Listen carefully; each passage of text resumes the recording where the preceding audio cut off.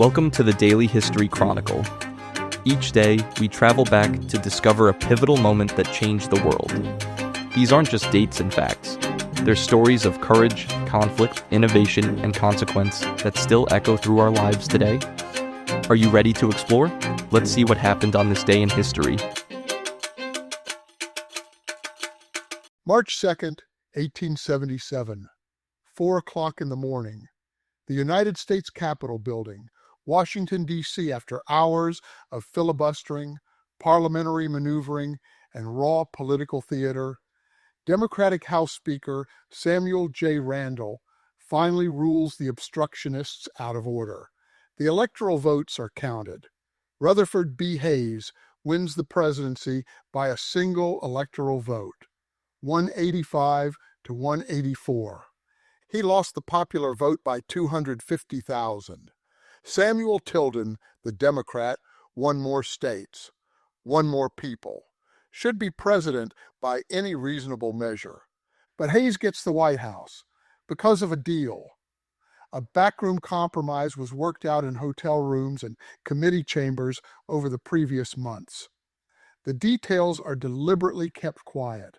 No official documents, no public announcements, just private assurances between political operatives. The deal is simple. Hayes becomes president.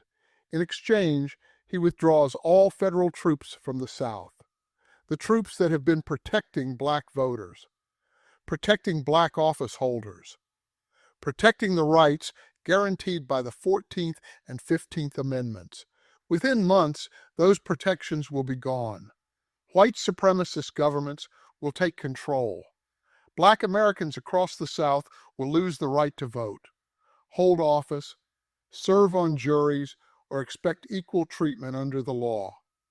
The deal that makes Hayes president will condemn 4 million people to 90 years of oppression.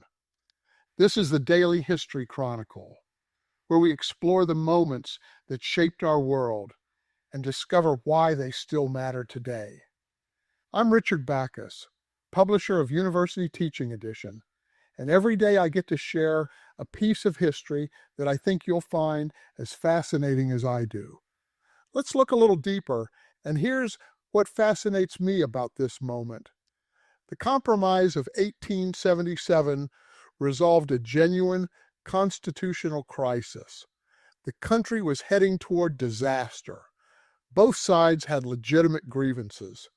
The solution prevented potential violence, maybe even another civil war. And it was also a complete moral catastrophe that betrayed everything the Civil War was supposedly fought for. Understanding what happened requires holding both truths simultaneously. Let me build the clock for you on how we got here. November 7th, 1876, Election Day. Samuel Tilden, the Democratic governor of New York, ran against Rutherford B. Hayes, the Republican governor of Ohio. By midnight, it looks like Tilden won. He carries New York, New Jersey, Connecticut, and Indiana, all the swing states. He wins the popular vote convincingly. But 3 southern states, South Carolina, Florida, and Louisiana, remain uncounted. They're the only states where Reconstruction governments still exist, where federal troops still protect black voting rights, where Republicans still control state machinery. And the math is brutal. Tilden has 184 electoral votes. He needs 185 to win. Hayes has 165. If Hayes gets all 20 electoral votes from those 3 states, he gets exactly 185 and wins the presidency.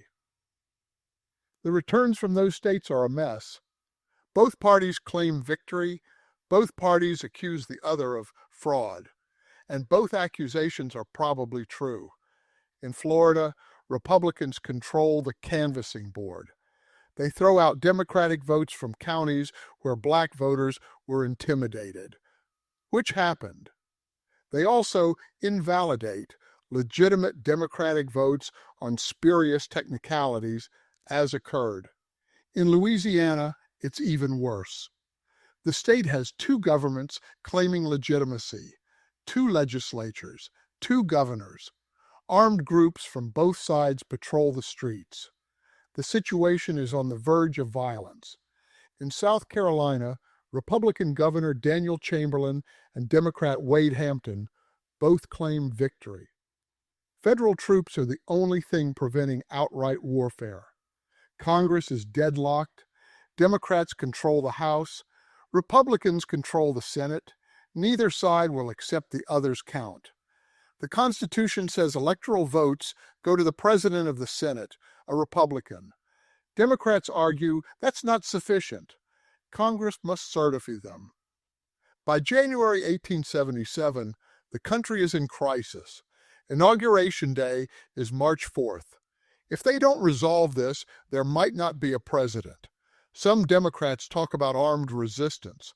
Some Republicans suggest Hayes should take office by force if necessary. Here's where it gets murky, because what happened next was deliberately kept confidential. Starting in December 1876, representatives from Hayes's campaign started meeting quietly with Southern Democrats, not the fire-breathing ones threatening violence, the business-oriented ones, the ones who might be reasonable. What Southern Democrats want is simple. Get the federal government out of Southern affairs, pull the troops, let white Democrats take control of South Carolina, Florida, and Louisiana, end Reconstruction. What Hayes's people offer, exactly that. But they dress it up. They call it home rule. They say it's about respecting state sovereignty. They promise economic development, a transcontinental railroad through Texas, federal money for Southern infrastructure. They assure Southern Democrats that Hayes is a moderate who wants reconciliation, not continued military occupation. And they make one more promise. Southern Democrats will protect the civil rights of black citizens. They'll respect the 14th and 15th Amendments. They'll allow black Americans to vote, hold office, and participate in civic life. Everyone involved knows that the last promise is a lie.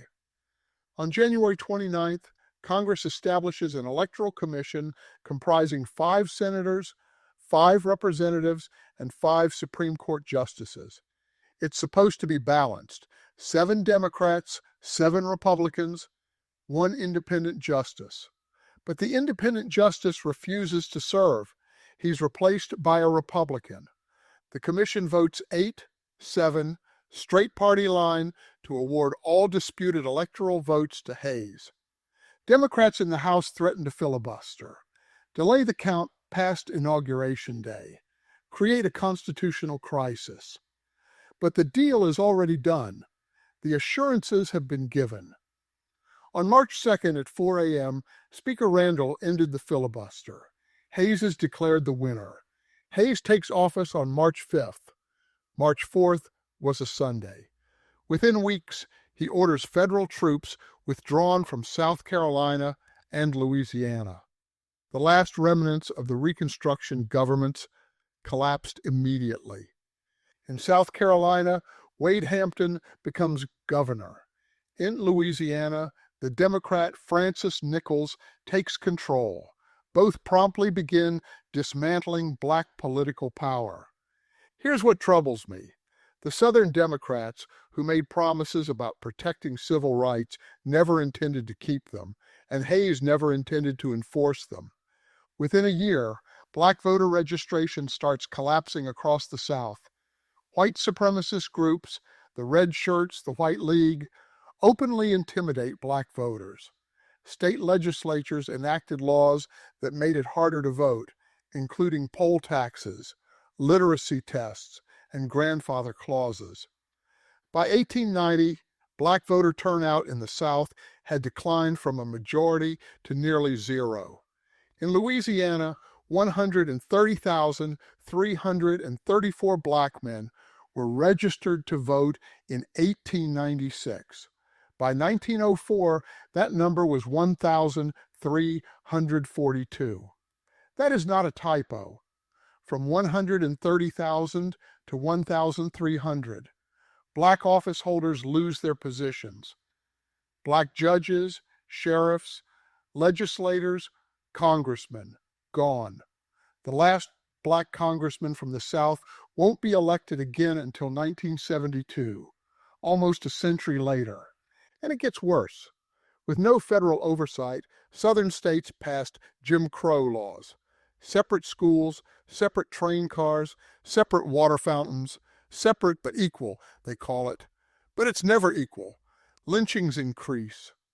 Between 1877 and 1950, more than 4,000 black Americans were murdered by white mobs. Most of the victims are in the South. Law enforcement doesn't stop it, often participates in it. Now here's where I have to be careful, because it would be easy to make this a simple story. Republicans betrayed black Americans to win the presidency. Democrats lied about civil rights. Everyone involved was cynical and corrupt. Some of that is true, but not all of it. Hayes genuinely believed home rule might work. He thought Southern Democrats would honor their promises if given the chance. He was wrong, but he wasn't necessarily lying. Some Southern Democrats genuinely opposed the violence and intimidation. They wanted economic development, reconciliation, and moving past the war. They got shouted down by the hardliners, and the federal occupation of the South was genuinely unpopular, even among many Northerners. By 1877, people were tired of Reconstruction, tired of military rule, tired of federal intervention. The political will to protect black rights had evaporated. That doesn't make the compromise right, but it makes it understandable. The country faced a choice: to continue the federal military presence in the South indefinitely, which might provoke violence and had no popular support, or withdraw and hope Southern states would do the right thing. They chose to hope, and hope wasn't enough. We're still living with the consequences of March 2nd, 1877. Every debate about voting rights, federal enforcement, state sovereignty, let the states decide, all of it echoes the Compromise of 1877. The argument was that these states should be permitted to govern their own affairs without federal interference. The result was 90 years of systematic oppression. The civil rights movement of the 1950s and 60s happened because the Compromise of 1877 failed. The federal government had to come back in with troops, with voting rights, legislation, with court orders, and force Southern states to respect the constitutional rights of black citizens. By signing the Voting Rights Act of 1965, President Lyndon Johnson effectively said that the Compromise of 1877 was a mistake. We're doing away with it now.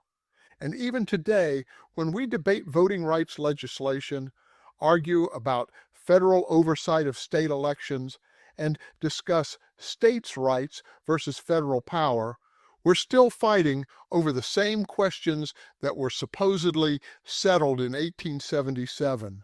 The Compromise didn't settle them. It just postponed them for 90 years. Frederick Douglass, who lived through all of this, said it best in 1888. Where justice is denied, where poverty is enforced, where ignorance prevails, and where any one class is made to feel that society is an organized conspiracy to oppress, rob, and degrade them, neither persons nor property will be safe. He was warning about what would happen, and he was right. The Compromise of 1877 was an act of organized injustice. It was a conspiracy, not in the sense of shadowy figures in dark rooms, but in the sense of powerful people working together to achieve an immoral end. They conspired to abandon 4 million people to oppression in exchange for political power. So what do we make of March 2nd, 1877? The Compromise of 1877 prevented a constitutional crisis. It avoided potential violence. It ended a disputed election that threatened the government's stability. All of that is true, and it betrayed every principle for which the Civil War was fought. It abandoned Black Americans for 90 years of oppression. It made a mockery of the 14th and 15th Amendments. That's also true. Hayes wasn't an evil man. He opposed slavery. He fought for the Union. He genuinely wanted reconciliation. And he presided over the end of Reconstruction, knowing what that would mean for Black Americans in the South. The Southern Democrats who promised to protect civil rights weren't all lying. Some of them probably meant it. But they couldn't deliver, or wouldn't. The result was the same. The Northern politicians who went along with the compromise weren't all cynical. Many genuinely believed the South would eventually do the right thing. They were wrong. All of these things are true at the same time. The way I see this, political compromise is sometimes necessary. Constitutional crises have to be resolved, but some compromises cost too much. When the price of peace is justice, when the price of stability is freedom, when the price of reconciliation is the abandonment of millions of people to oppression, that price is too high. The Compromise of 1877 taught us that lesson. We're still learning it. I'm Richard Backus, and this is the Daily History Chronicle. Tomorrow, we'll explore another moment that shaped our world.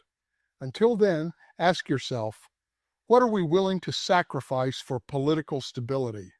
Who gets abandoned when we decide some rights are too expensive to protect? Because that's what the Compromise of 1877 teaches us, not just about the price of compromise, but about what happens when we trade justice for peace, and how long it takes to undo that betrayal. Thank you for your time. If you enjoyed this episode, then please subscribe. If you really enjoyed it, then please tell a friend. I hope you will join me again tomorrow for more of our shared history.